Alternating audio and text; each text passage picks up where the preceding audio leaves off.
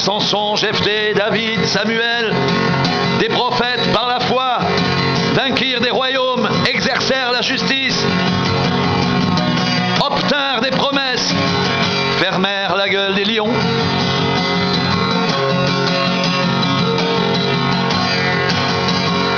Éteignirent la puissance du feu, échappèrent aux tranchants de l'épée, guérirent de leurs maladies, furent vaillants à la guerre, mirent en fuite des armées étrangères.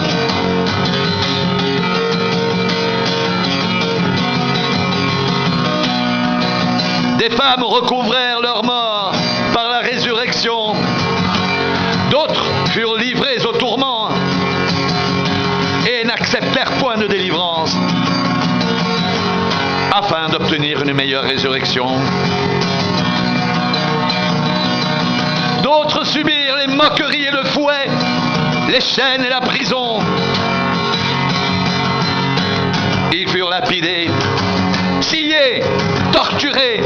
Ils moururent tués par l'épée.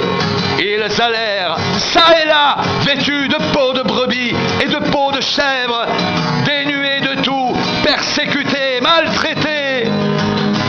Eux dont le monde n'était pas digne, errant dans les déserts et les montagnes, dans les cavernes et les antres de la terre, tout cela à la foi desquels il a été rendu témoignage, n'ont pas obtenu ce qui leur était promis. Dieu ayant vu quelque chose de meilleur pour nous, afin qu'ils ne parviennent pas sans nous à la perfection.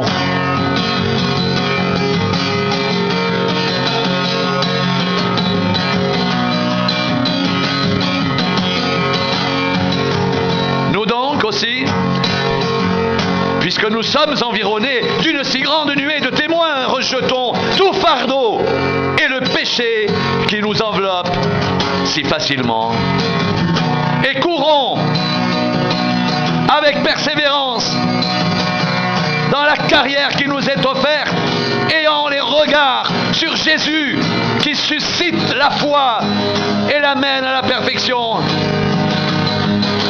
En échange de la joie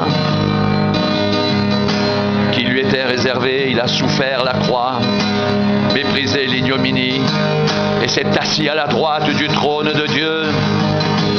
Considérez en effet celui qui a supporté contre sa personne une telle opposition de la part des pécheurs, afin que vous ne vous lassiez point l'âme découragée. Vous n'avez pas encore résisté jusqu'au sang en luttant contre le péché.